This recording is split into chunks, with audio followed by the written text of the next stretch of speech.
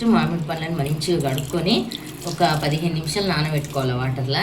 అయితే మామిడి పండ్లు తింటే వేడి అవుతుంది అంటారు కదా, ఇట్లా నానబెట్టుకుంటే వేడి కాదు.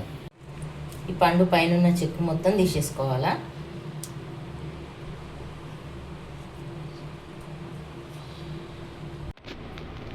ఇట్లా అన్నీ కూడా పొట్టు తీసేసుకొని పెట్టుకోండి. ఇదిగోండి అన్ని పండ్లు చెక్కు తీసి పెట్టుకున్నా. వీటన్నిటిని చిన్న చిన్న ముక్కలుగా కట్ చేసుకున్నా. తర్వాత జ్యూసర్లో వేసి జ్యూస్ చేసుకోవాలా. కొన్ని కొన్ని చేసుకుంటున్నా, అన్నీ ఒకటిసారి కావు కదా ఇవన్నీ. ఇప్పుడు మనం రెడీ చేసుకున్న జ్యూస్ని ఒక కడాయిలో వేసుకోవాలా.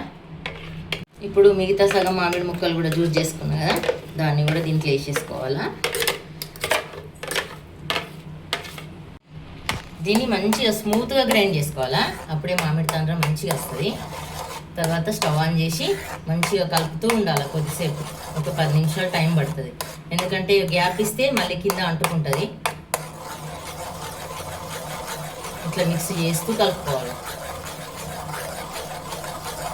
ఇట్లా మంచిగా సైడ్లో కూడా తీసుకుంటూ మంచిగా కలుపుకోవాలా. గ్యాప్ ఇవ్వకుండా కలపాలా, లేకపోతే మీ మొహం మొత్తం మామిడి పండు జ్యూస్ అయిపోయేటట్టు చిల్లుతుంది ఇది. ఇప్పుడు కలర్ చేంజ్ అయింది, మళ్ళీ స్మెల్ కూడా వస్తుంది మంచిగా. కాబట్టి కొంచెం ఇగో 1/2 కప్పు షుగర్ వేస్తున్నాం. వేసి మళ్ళీ మిక్స్ చేసుకోవాలి.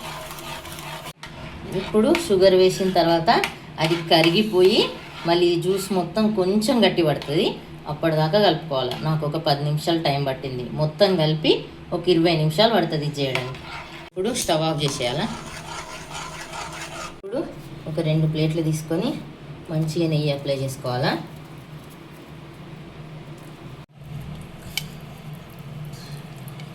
మనం చేసుకున్న జ్యూస్ని ఈ ప్లేట్లలో పోసుకోవాలా. నేనైతే వేడిగా ఉన్నప్పుడే పోసేస్తున్నా, వేడిగా ఉన్నప్పుడే పోయాలా. అట్లనే 2వ ప్లేట్లో కూడా పోసేస్తున్నా. నేను 4 మామిడి పండ్లు తీసుకున్నా కదా, నాకు 2 మామిడి తాండ్రలు అవుతున్నాయి. ఇక ప్లేట్ నిండా స్ప్రెడ్ చేసుకోవాలా. తర్వాత వీటిని ఎండలో పెట్టుకోవాలా 2 రోజులు. ఇట్లా ఫస్ట్ సైడ్స్ మెల్లగా తీసుకోవాలా. నేను తీసేసిన ఆల్రెడీ. చూడండి 2 రోజులకు ఇంత ఎండింది ఇది. మెల్లగా టర్న్ చేసుకోవాలి దీన్ని. ఒక్క సైడ్ మాత్రమే ఆరిపోయింది, ఇంకో సైడ్ కూడా ఆరాల. ఇంకో రోజు పడుతుంది, మళ్ళీ చూపిస్తా.